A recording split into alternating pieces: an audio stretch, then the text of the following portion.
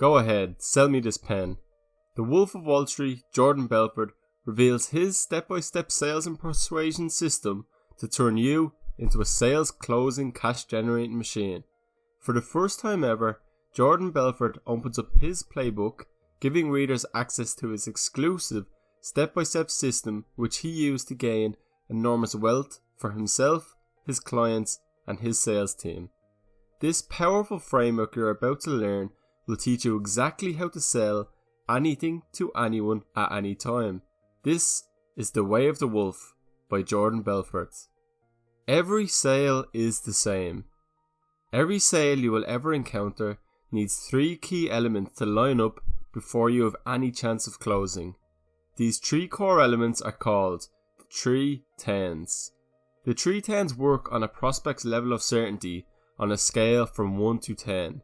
For example, if a prospect is currently a 10 on the certainty scale, they are in a state of absolute certainty in that moment. Conversely, if a prospect is currently a 1, then they are a state of absolute uncertainty. If the prospect is a 5, they are considered to be sitting on the fence. They're not too sure what to do and might as well be holding up a sign begging you to influence them. 3 to 7 is considered to be the zone of flexibility. No decisions are set in stone here. The levels of certainty are constantly changing. It's much easier to influence the certainty levels in the zone of flexibility rather than the numbers outside of it. The numbers outside are more concrete and don't tend to change. You need to take each of the 3 10s to as close to a certainty level of 10 as possible if you want to ensure the sale. The first of the 3 10s is the product you're selling. Your prospect needs to be certain that they absolutely love your product.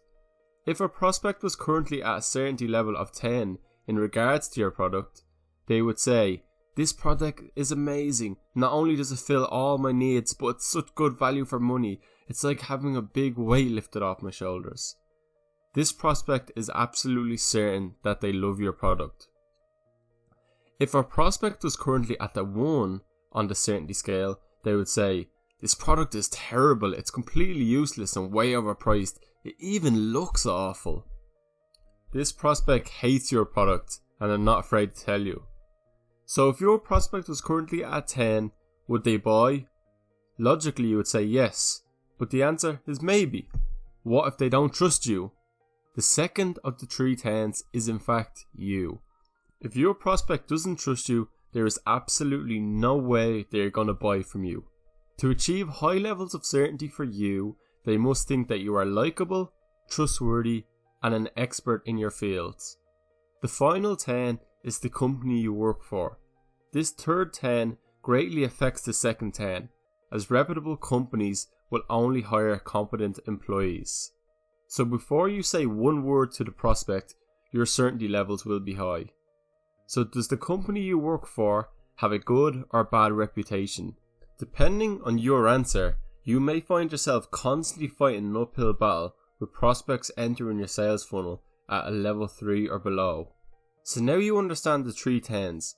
Now you need to understand what certainty actually is.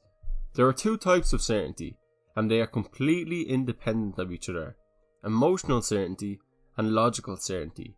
Logical certainty is based primarily on the words you say when you're giving your sales pitch. It's based around the features and benefits of the product. Does purchasing your product actually make sense? Does it solve their problem? Can they afford to buy it? Emotional certainty, on the other hand, is based on the gut feeling that something must be good. Emotional certainty is best achieved by a concept called future pacing. It involves painting a picture of what life would be like with your product. I want you to imagine a scenario. You finally bag a date with that hot chick from work you've been crushing on for months. You're on your way to pick her up, and you roll up in that rusty old crappy car you've been driving for years now. What is she going to think of you? She definitely won't be impressed. Or even worse, what if your car doesn't start at all and you're late and blow your chance?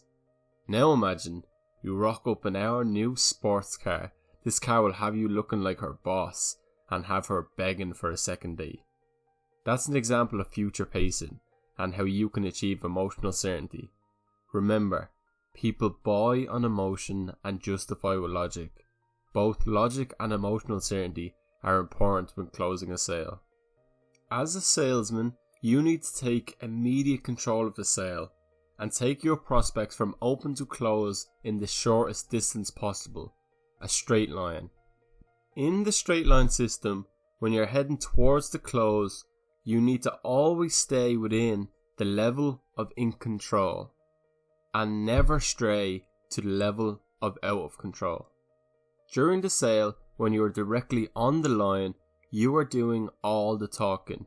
You're identifying any needs or problems they have, any core beliefs that might impact the sale, any past experiences with similar products, their financial standards or their spending capability, any pain in their lives, what keeps them up at night. The first half of the straight line system is about massive intelligence gathering while still building rapport with the prospect. The big mistake is letting your prospects spiral out of control during this massive intelligence gathering phase. This happens after you ask a question like, "So how long have you been in the market for a new car?" Your prospect might spiral to the level of out of control. "So I've been looking for a new car since I seen this beautiful car in Spain. Have you been to Spain? It's beautiful. I lived there for a few months. You should definitely go. It's really sunny there and I love the weather and the people." When this happens, you end up wasting time and most importantly, you lose certainty in the second 10 because experts don't waste time talking about random stuff. The second half of the straight line system is building certainty in the prospect's mind. Every word you use, every phrase you say, every question you ask, all have the one and only goal of creating certainty. You'll be taking the prospects through a journey across your straight line.